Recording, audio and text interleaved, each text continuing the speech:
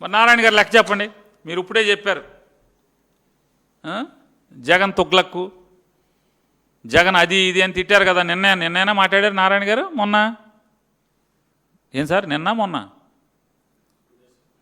మొన్న శనివారం నాడు మాట్లాడారు నారాయణ గారు. చంద్రబాబు నాయుడు గారు మీరు చెప్తారా, నారాయణ గారు చెప్తారా? మీరు గజం 7,500 చొప్పున కొంటే 5,000 ఎకరాలు, గజం 5,000 ఎకరాలు ఇంటూ 48,40 ఇంటూ 7,500 ఎంత? గజం 7,500 చొప్పున 5,000 ఎకరాలు మీ దగ్గర ఉంది ప్రజల సంపద అని చెప్పారు. మిగులుతుంది రాష్ట్ర రాజధాని కట్టగా అని చెప్పారు. అంటే 5,000 ఇంటూ 4,040 ఇంటూ 4,840 ఇంటూ 7,500 వేస్తే 18,150 కోట్ల రూపాయలు. మరి ఎవరిని చూపించాలి ఇప్పుడు? ఇండల రామసుబ్బారెడ్డి గారికి? తుగ్లక్ ఎవడు? మెంటలు ఎవడు? అబద్ధాలు చెప్తున్నది ఎవడు? ఈ రాష్ట్రాన్ని ముంచేస్తున్నది ఎవరు? మోసం చేస్తున్నది ఎవరు? పట్టపగలు మోసం చేస్తున్నది ఎవరు? నారాయణ గారు ఎవరు? ఇవాళ గజం 7,500 అంటే ఎకరా 3,63,00,000 రూపాయలు. ఎకరా 3,63,00,000 రూపాయలకి నారా చంద్రబాబు నాయుడు గారు మళ్ళీ ప్రైమ్ ల్యాండ్ ఏమండి, సచివాలయం మీరు కట్టబోతున్నటువంటి సచివాలయానికి ఎదురుగుండా పెద్ద రోడ్డు, అమరావతిలో వచ్చేటువంటి పెద్ద రోడ్డు ఫేసింగ్, చంద్రబాబు గారి ఇంటి వెనకాల హైకోర్టు, ఇంటి ముందు సెక్రటరేటు, గజం 7,500 అంత ప్రైమ్. మొత్తం అమరావతిలో అంత అన్ని చోట్ల సెక్రటరేట్ అన్ని చోట్ల ఉండవు కదా. మరి అప్పుడు రేట్ ఎంత అవుద్ది? ఈ రేటు ఉండదుగా, ఈ రేటు ఉండదు కదా. మరి ఈ రేటు ఉండకుండా నేను ఈ రేట్లు ఎక్కేసుకుంటేనే 18,150 కోట్లు 18,150 కోట్లు ఆస్తి అయితే మనం చేస్తున్న అప్పు ఇప్పటికే 51,000 కోట్లు. మీరు అప్పు టెండర్లు పిలిచామన్నారు, మొత్తం అప్పు 51,000 కోట్లు. ఇది మోసం, దగా కాదా అంటున్నాను. ఈ రాష్ట్రాన్ని అప్పులు కుప్ప చేయడం కాదా అంటున్నా. ఎంతో చెప్పరు, ఓన్లీ సచివాలయం తాత్కాలికంగా బేసిక్ క్యాపిటల్. అంటే బేసిక్ క్యాపిటల్ అంటే ఏంటి? నారాయణ గారు చంద్రబాబు నాయుడు గారి దృష్టిలో సచివాలయం, హైకోర్టు, అసెంబ్లీ ఈ మూడు కలిసి బేసిక్ క్యాపిటల్. ఈ మూడు కలిసి బేసిక్ క్యాపిటల్ కడితే మిగతా రాజధాని ఎప్పుడు కడతారు? ఎంత కావాలి డబ్బు? మాకు చెప్పరా అంటున్నా. ఎంత అవుద్దో చెప్పరా అని అంటున్నా. మీరు సాక్షాత్తు చంద్రబాబు నాయుడు గారు మీరు 2018 సంవత్సరంలో నీతి ఆయోగ్కి ఎంత ఖర్చు అవుద్దని రాశారు? ఎంత ఖర్చు అవుద్దని రాశారు చెప్పండి సార్. నీతి ఆయోగ్కి మీరు 1,09,023 కోట్ల రూపాయలు కావాలి రాజధాని నిర్మాణానికి. డిపిఆర్ పంపించారు మీరు 62,623 ఒక పార్టు, 46,400 రెండో పార్టు, రెండు కలిసి వెరసి 1,09,023. ఇది బిల్డింగ్ అడ్మినిస్ట్రేటివ్ కాదు, ఈ డిపిఆర్ మొత్తం ఇన్ఫ్రాస్ట్రక్చర్ కోసం. అంటే 1,09,023 కోట్ల రూపాయలు ఇన్ఫ్రాస్ట్రక్చర్కి అయితే మరి మీరు ఇంకొక 50,000 కోట్లు అంటున్నారుగా, అప్పుడు ఎంత అవుద్ది? అంటే ఇది ఎప్పుడు 2018 రేట్ల ప్రకారం. మొన్నే నారాయణ గారు ఈ మధ్య ఒక వారం రోజుల క్రితం ప్రెస్ మీట్ పెట్టాడు. మొత్తం ఎచ్చాల్ చీటీగా లెక్కలు చదివాడు. మన ఇళ్ళల్లో ఎచ్చాల్ పసుపు ఇంత, కారం ఇంత ఏం చెప్తాం కదా, మామూలుగా దాని ప్రకారం చదివాడు.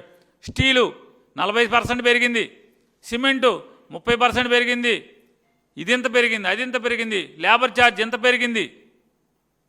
జగన్మోహన్ రెడ్డి గారు మమ్మల్ని దొంగలు అంటున్నాడు, ఇంత రేట్లు పెరిగిపోయినాయి, అందుకే దాన్ని క్యాన్సిల్ చేసి మళ్ళీ టెండర్లు పిలిచామని చెప్పి వరల్డ్లో అంటే ప్రపంచంలో కట్టిన కాంట్రాక్టర్లతో తీసుకొచ్చాయంట. అందరనేమో హైదరాబాదు, అది ఖైరతాబాదు ఈ సందులో తిరుగుతూ ఉంటారు, జూబ్లీ హిల్స్, బంజారా హిల్స్ ఇక్కడే తిరుగుతూ ఉంటారు వీళ్ళందరూ. వీళ్ళు ప్రపంచంలో ఎక్కడి నుంచి, జపాన్ నుంచిను మామూలుగా జర్మనీ నుంచి తీసుకొచ్చినట్టు చెప్తున్నాడు నారాయణ గారు. టెండర్లు ఆషామాషి కాదు. మీరు బెజవాడ కృష్ణలంక లేదా గుంటూరు బ్రాడీపేట కాంట్రాక్టులు అనుకుంటున్నారేంటి? ప్రపంచంలో ఎక్కడి నుంచో తెచ్చా ఉన్నాడు. ఎవడు వీళ్ళందరూ కూడా జూబ్లీస్లో తిరుగుతూ ఉంటారు. ఈ కాంట్రాక్టర్లు అందరూ జూబ్లీస్ కాంట్రాక్టర్లను తెచ్చి మామూలుగా ప్రపంచ స్థాయి కాంట్రాక్టర్లను తెచ్చాం, అందుకే పెరిగింది రేటు, అందుకే మళ్ళీ ఎక్సెస్ టెండర్లు వేశారు, ఎవడ పడితే ఆడికి ఇవ్వలేదు టెండర్ అని చెప్తున్నాడు. ఎవడు వీళ్ళందరూ? ఇందుకే కదా మిమ్మల్ని డాక్టర్ గారికి చూపించాలనేది. 2018లో మీరు ఎవరికి కాంట్రాక్టర్లు ఇచ్చారో అదే వర్క్ అదే మార్చాం. లేదండి కొన్ని మార్చాం. ఎవరికి మార్చావు? కొన్ని ఎల్ఎన్టీకిను షాపూర్జీ పల్లంజీకి తగ్గించావు. ఎందుకని? ఇన్కమ్ ట్యాక్స్లో లెక్కలు ఉన్నాయి కాబట్టి మనకెందుకు ఈ దరిద్రం వదిలించుకుందామని వాళ్ళు తగ్గించుకున్నారు. ఎవరికి తగ్గింది? షాపూర్జీకి పల్లంజీకిను ఎల్ఎన్టీకి తగ్గినాయి, మిగతా వాళ్ళకి ఎవరికి తగ్గలా. ఆ బారడ ఎవరెవరికి పెరిగినాయి చెప్పాలా అంటున్నా.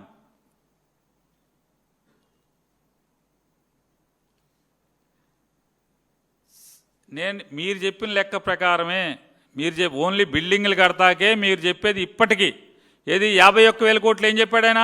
ఇంకా నేను చాలా పిలవాలి, నేను లిఫ్ట్లు పిలవాలి, కరెంటు పిలవాలి, అవి పిలవాలి, ఈ పిలవాలి, నీళ్ళ గొట్టాలకి పిలవాలి, డ్రైనేజ్ గొట్టాలకు పిలవాలి, అది పిలవాలి, టైల్స్కి పిలవాలి, కరెంటు పిలవాలి, అన్నీ చెప్పావు.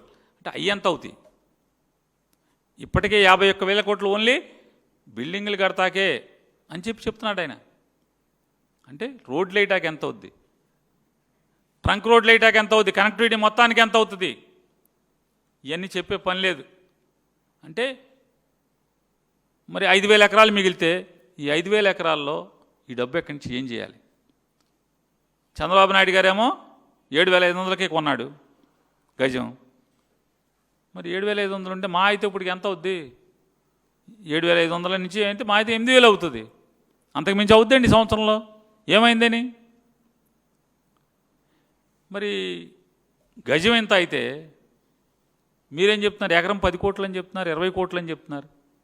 అంటే ఇది బుస్సాయి కదా, మాకు టోపీ పెడుతున్నామనే కదా అర్థం. ఇది అంటే ఈ రాష్ట్రాన్ని దివాళా తీయిస్తున్నామనే కదా చెప్పేశారు కదా చెప్పకుండానే. అప్పులు ఎవడ కడతాడంట? మీరు ఓన్లీ వరల్డ్ బ్యాంక్ దగ్గర నుంచి ఏషియన్ డెవలప్మెంట్ బ్యాంక్ ఏడీబీ దగ్గర నుంచి 15,000 కోట్ల రూపాయలు తెచ్చారు. ఈ 15,000 కోట్లకి 8.25% చొప్పున తెచ్చారు. 8.25% చొప్పున దాన్నే ప్రామాణికంగా తీసుకున్నాం. మీరు గంట కొట్టి 2,000 కోట్లది 10.5% తీసుకొచ్చారు. బొంబాయి వెళ్ళి అక్కడ ఒక చిన్న గంట ఒకటి కట్టి ఆ గంట టంగమని కొట్టి చంద్రబాబు నాయుడు అలగంగానే 2,000 కోట్లు అప్పిచ్చారు 10.5%కి. మీరు కారు కొనుక్కున్నారు, నారాయణ గారు కారు ఎంత లోన్ తీసుకున్నారు? మీరు ఇల్లు కట్టుకుంటున్నారు, ఎంతకు లోన్ తీసుకుంటున్నారు? ఏ వడ్డీ రేటుకి తీసుకుంటున్నారు? 10.5కి తీసుకుంటున్నారా? 10.5%, 11%కి తీసుకుంటారా వడ్డీ? మంద కాకపోతే కాశీ దాకా దేకమంటాడు నారాయణ గారు, చంద్రబాబు లాంటి వాళ్ళు. మీది కాదు కదా, మీరు కాదు కదా కట్టేది. ఎంతకైనా తెచ్చేస్తారు వడ్డీలకి. మరి ఈ 5,000 ఎకరాలతో ఎలా ఈ అప్పులు తీర్చేది? ఎట్లా? వడ్డీలు కిస్తీ 20 ఏళ్ల పాటు తెస్తున్నారు వీళ్ళు అప్పులు. 20 ఏళ్ళకి తీరుస్తామని సంవత్సరం 19,500 నుంచి ఆ వడ్డీ కనుక అటు ఇటు పెరిగితే 22,000 రూపాయలు, 22,000 కోట్ల రూపాయల వరకు వడ్డీ కిస్తీ కట్టి అసలు కలిసి ఇన్స్టాల్మెంట్ కలిసి కట్టాలి. ఎవడు కడతాడు? అప్పుడు దాకా ఎవడు కడతాడంటున్నా? 20 ఏళ్ల పాటు మీరు ఎప్పుడు అమ్ముతారు చెప్పరా మాకు? ఈ 5,000 ఎకరాల సంపదని ఎప్పుడు అమ్ముతారు? మా బాకీలు ఎప్పుడు తీరుస్తారు? మమ్మల్ని తాకట్టు పెట్టి తెచ్చినటువంటి అమరావతి బాకీని ఎప్పుడు తీరుస్తారు? మొత్తం మీరు కడితే ఎంత అవుద్ది? యాతావాత ఇట్లా వెళ్తే 4 లక్షల కోట్లు అవుతుందా? అనంతం కదా ఇది. ఎన్ని లక్షల కోట్లు అవుతుందో చెప్పలేం కదా, అనంతమైంది కదా. ఇప్పుడుగానే మేము డిమాండ్ చేస్తున్నాం, ఇక్కడితో కట్టి పెట్టండి, ఇప్పటితో కట్టి పెట్టండి. నేను ఛాలెంజ్ చేస్తున్నానండి. మా మావిగన్ అంటే మచిలీపట్నం, విజయవాడ, గుంటూరు, తెనాలి ఈ మధ్యలో ఎక్కడందుకుని రాజధాని కట్టినా ఎకరా కోటి రూపాయలు ఇచ్చి కొని కట్టినా కూడా హైవే పక్కన కట్టితే ఎంత అవుద్ది? అద్భుతంగా 8,000 కోట్ల రూపాయలు అయిపోతుంది. మా అయితే 10,000 కోట్లు అవుతుంది. ఇసిరేస్తే డబ్బులు ఇసేస్తే 10,000 కోట్లు అవుతుంది.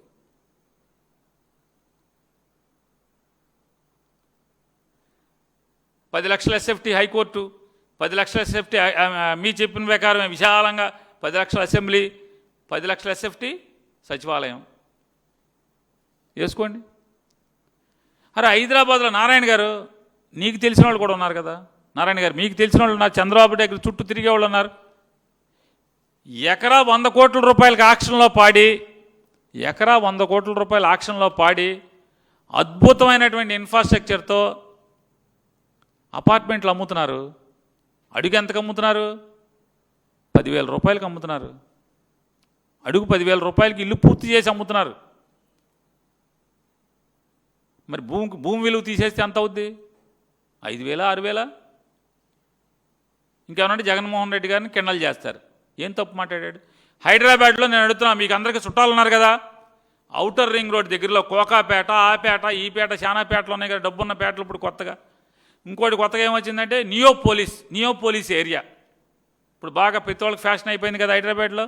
ఆ నియోపోలిస్ ఏరియా, కోకాపేట, శంకరపల్లి, ఎక్కడో అక్కడ బాగా జనం 100 కోట్లు పెట్టి ఎకరం కొంటున్నారు కదా, అక్కడ ఎంత అమ్ముతున్నారు ఎస్ఎఫ్టీ? ఎంత అమ్ముతున్నారు? మీకు ప్రజలు ఆలోచించమని చెప్తున్నా. వీళ్ళకి ఏం కావాలి మరి ఇంకా అంటున్నా.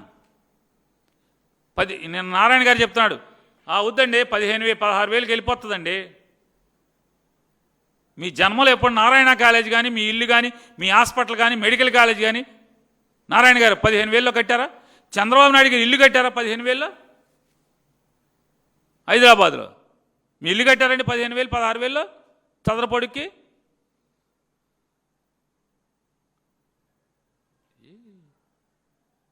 దోపిడీకి అద్దు పొద్దు ఉండాలి, లేదా విలాసాలకు అద్దు పొద్దు ఉండాలి.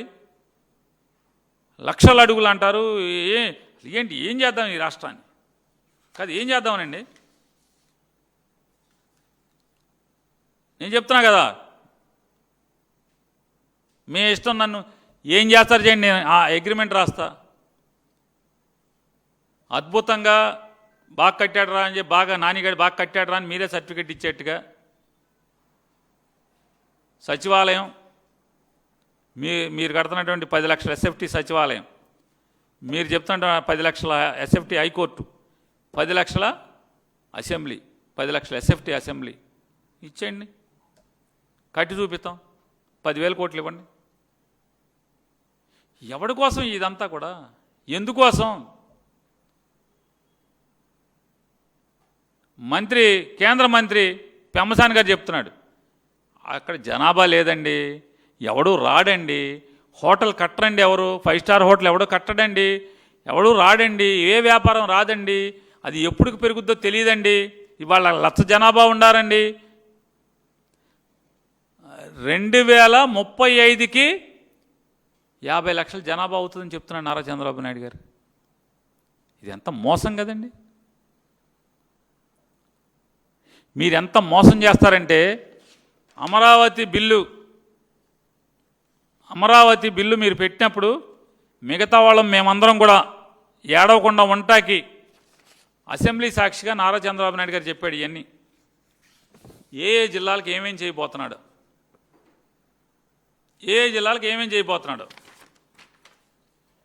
అనంతపురం కరువు నివారణకు 100% డ్రిప్పు, తుంపర్ల సేద్యం, ఉద్యానవన కేంద్రం, సెంట్రల్ యూనివర్సిటీ, ఎయిమ్స్కి అనుబంధంగా ఒక హాస్పిటల్, నూతన పారిశ్రామిక నగరం, అక్కడ ఒక పారిశ్రామిక నగరం కడతా అంట అనంతపురంలో, స్మార్ట్ సిటీ ఒకటి కడతా అంట హిందూపురంలో, టెక్స్టైల్ పార్కు, ఫుడ్ పార్కు 2 పార్కులు కడతా అంట, ఎలక్ట్రానిక్ మరియు హార్డ్వేర్ క్లస్టర్ ఒకటి పెడతా అంట, సోలార్ మరియు విండ్ పవర్ క్లస్టర్ ఒకటి పెడతా అంట, పెనుగొండలో ISKCON project, Bharat Electronics Limited, ఆధ్యాత్మిక నగరంగా పుట్టపర్తి విమానాలకు నిర్వహణ, అంటే ఎయిర్పోర్ట్ని బాగా ఫ్లైట్లు చేసేస్తా అంట, స్పెషల్ ఫ్లైట్లు కాకుండా.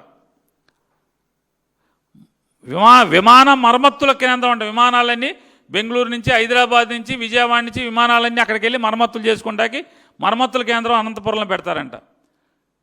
కుద్రేము ఇనుప ఖనిజం ఆధారిత ప్రాజెక్ట్, అక్కడి నుంచి తెచ్చి స్టీల్ ఫ్యాక్టరీ ఒకటి పెట్టేస్తా అంట. హంద్రీనివా ప్రాజెక్టును పూర్తి చేస్తా. ఇది ఒక అనంతపురం జిల్లాకే. ఇక కర్నూలు, గుంటూరు, కృష్ణా, ఇక చదువుకుంటా పోతే రాత్రి తెల్లవారుజామున అయిపోద్ది. ఇందులో ఒక్కటన్నా కనీసం శంకుస్థాపన చేసిన పాపాన్ని పోయావా?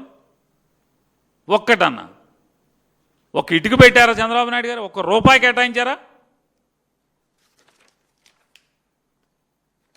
అంటే మీ పిట్టల తోల కబుర్లు, జనాల్ని మోసం చేసే కబుర్లు ఎలా ఉంటాయి అనేది ఇవన్నీ చూస్తుంటే తప్పు కదా అంటున్నా. మచిలీపట్నం, విజయవాడ, గుంటూరు, తెనాలి, మచిలీపట్నం ఈ రింగ్ మధ్యలో రాజధాని ఆలోచించండి. ఇంత డబ్బా కబుర్లు చెప్తున్నారు మీరు, నారాయణ గారు, మీరిద్దరు కలిసి. అసలు ఏ రోజన్నా మీకు వెస్టర్న్ బైపాస్ ఆలోచన వచ్చిందా? రాకపోగా ఈస్టర్న్ బైపాస్ని క్యాన్సిల్ చేశారు మీరు. జగన్మోహన్ రెడ్డి గారు శాంక్షన్ చేసి తీసుకొచ్చినటువంటి కాజా టోల్గేట్ నుంచి విజయవాడ మచిలీపట్నం హైవే మీదుగా తీసుకెళ్ళి ఇప్పుడున్నటువంటి వెస్టర్న్ బైపాస్ స్టార్ట్ అయింది ఎక్కడైతే ఉందో మెడికల్ కాలేజ్ దగ్గర, అక్కడికి కలిపేది ఏలూరు, అంటే విజయవాడ ఏలూరు హైవేలో అక్కడ కలిపేదానికి ఈస్టర్న్ బైపాస్ మంజూరైన దాన్ని క్యాన్సిల్ చేశారు. ఏంటంటే ఔటర్ రింగ్ రోడ్ అంట. ఇక మా దినం చేయాలి. ఇక ఔటర్ రింగ్ రోడ్డు ఎప్పటికి అవుతాయి? ఈ జరిగేయా సచ్చేయా? ఇంత భూమి ఎవడిస్తాడు? ఇన్ని వేల ఎకరాల భూమి ఎవడిస్తాడు? ఔటర్ రింగ్ రోడ్ ఇంతవరకు రాజధాని లోపలికి వెళ్తాక రోడ్ లేదు, పూర్తి అవ్వలేదు. 24 మాసాలు అయింది మీరు వచ్చి. బిల్డింగ్లు కట్టంగానే మేము ఇక అయిపోవాలి. ఇక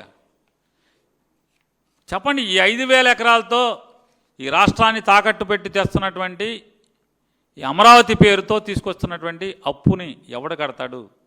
రేటేది? చంద్రబాబు నాయుడు గారి ఇంటి డాక్యుమెంటే ఆధారం. గజం 7,500 రూపాయలంటే ఎకరం 3,63,00,000 మాత్రమే అక్కడ ఉంది. అది కూడా సచివాలయం ఎదురుగుండా, వెనక దొడ్డేపు హైకోర్టు, గుమ్మం ముందు సచివాలయం. ఇంటి ముందు సచివాలయం, ఇంటి వెనకాల హైకోర్టు ఉంటేనే 7,500 గజం 3,63,00,000 ఉంటే ఇక అమరావతి మొత్తం మారుమూల ప్రాంతాలు ఇవన్నీ ఏమవుతాయి? ఎంత ఉంటుంది రేటు? నేను అడుగుతున్నాను, భూపంజారం చేస్తున్నారు కదా నారా లోకేష్ గారు. అవును భాయ్, ఇస్తాను భాయ్, 99 పైసలు గజం కాదు, ఎకరం కాదు, మొత్తం ఇస్తా. అమరావతిలో ఇవ్వచ్చుగా. గూగుల్ అమరావతిలో ఎందుకు పెట్టలేదు? గూగుల్ అమరావతి అక్కడ మీరేం చెప్తున్నారు? 1000 ఉద్యోగాలు వస్తాయి అన్నావు. ఆ గూగుల్ని ఇక్కడ ఎందుకు పెట్టలేదు? సత్వా, కపిల్ కంపెనీ, కపిల్ గ్రూపు, సత్వా, రహేజా ఈ ముగ్గురిని అమరావతిలో ఎందుకు ఇవ్వలేదు? 1000 ఉద్యోగాలు వచ్చేస్తాయి, ఐటీ ఉద్యోగాలు అంటున్నావు కదా, ఎందుకు ఇవ్వరు? ఎందుకు ఇక్కడ ఎవరు పార్క్ ఐటీ రహేజా వీళ్ళందరినీ? వైజాగ్లో సుమారుగా ఒక 160 దాకా మీరు జీవోలు ఇచ్చారు ఎవరికన్నా భూములు ఇవ్వని. ఆంధ్రజ్యోతి, ఈనాడు అమరావతిలో కట్టరా అంటున్నా. బసవతారకం హాస్పిటల్కి 2017 సంవత్సరంలో మీరు ల్యాండ్ ఇచ్చారు అమరావతిలో, ఎందుకు కట్టరు? హైదరాబాద్లో ఇంకో 1000 కోట్లు 100 కోట్లు పెట్టి ఇంకో బసవతారకం కడుతున్నారు తప్పితే అమరావతిలో ఎందుకు కట్టరు మీరు? నిన్నగాక మొన్న హెరిటేజ్ హైదరాబాద్లో ఐస్ క్రీమ్ తయారు చేయడానికి ఎన్నో 100 కోట్లు 1000 కోట్లు పెట్టి హెరిటేజ్ ఐస్ క్రీమ్ కట్టారు. అమరావతిలో ఎందుకు కట్టరు? ఎవరికి భూమి అమరావతిలో ఎందుకు ఇవ్వరు? తిరుపతిలో 5 స్టార్ హోటల్కి నిన్న మొన్న ఏంటిది రిజిస్ట్రేషన్ కాదు, సేల్ డీడ్ అని మోడిఫికేషన్ కూడా చేసినట్టున్నారు క్యాబినెట్లో. మరి ఇక్కడ సేల్ డీడ్ అని రాసి ఇక్కడ ఎందుకని ఇక్కడ 5 స్టార్ హోటల్ ఎందుకు కట్టరు? పెమసాని గారు చెప్తున్నాడు, జనం లేడు ఇక్కడ, వ్యాపారం లేదు, ఎవడొస్తాడు ఇక్కడికి, ఎవడు రాడాయా, అది ఎప్పుడు చేరుతుందో ఇవన్నీ. మరి ఎందుకోసం మమ్మల్ని అందరినీ తాకట్టు పెడుతున్నారు? జగన్ గారు అన్నది తప్పేంటి? మచిలీపట్నం, విజయవాడ, గుంటూరు, తెనాలి, మచిలీపట్నం మావిగని తప్పేంటి? తప్పు కాదు కదా. ఈ అప్పుల్ని కుప్పలుగా చేసి రాష్ట్రాన్ని నాశనం చేసే బదులు దీన్ని ఈ అప్పులు చేయకుండా రాజధానిని 10,000 కోట్లలో నిర్మాణం చేశారనుకోండి, ఏమవుతుంది? చచ్చిపోతారు ఎవరన్నా? చంద్రబాబు నాయుడు గారు మీరు బాగా అప్పులైపోయి ఉన్నారండి, మీకు సంపాదన లేదు. ఇప్పుడు హైదరాబాద్లో కట్టిన ఇల్లు కట్టగలరా మీరు? కడతాడా? కడితే మొహాన్ ఉయిరెవరు? దేశం అంతా అప్పులు. ఇంత పెద్ద డాబా కడతాడు జూబ్లీస్లో అని తిట్టరా అండి? అప్పులోళ్ళు తిట్టరా? జనం తిట్టరా? మీకైతే ఒక న్యాయం, ఆంధ్ర రాష్ట్ర ప్రజలకైతే ఒక న్యాయమా? పిల్లల ఫీజు రీయింబర్స్మెంట్, అరే బీసీ, ఎస్సీ, ఎస్టీ, అగ్రవర్ణ పేదలు ఫీజు రీయింబర్స్మెంట్ ఇవ్వట్లేదు కదా, కాలేజీ ఫీజులు కడతలేదు కదా, మీరు నరకం చూస్తున్నారు కదా తల్లిదండ్రులు. ఎంత పిల్లల చదువు అంటే కడుపులోనేమో వీళ్ళు కూలి పని చేయలేరు, వీళ్ళు చిన్న చిన్న గుమస్తాగిరి చేయలేరు, కడుపును పుట్టిన పిల్లల్ని వీళ్ళతో పాటు మళ్ళీ కూలీలుగా తయారు చేయలేరు. తల తాకట్టు పెట్టి అప్పులు చేస్తున్నారే. ఓట్లు వేయించుకునేప్పుడు ఇన్ని పథకాలు చెప్పావు కదా. నేను నారా చంద్రబాబు నాయుడు గారిని, నారాయణ గారిని అడుగుతున్నా, మీరు అమరావతి ఇన్ని లక్షల కోట్లు ఖర్చు పెడతాం,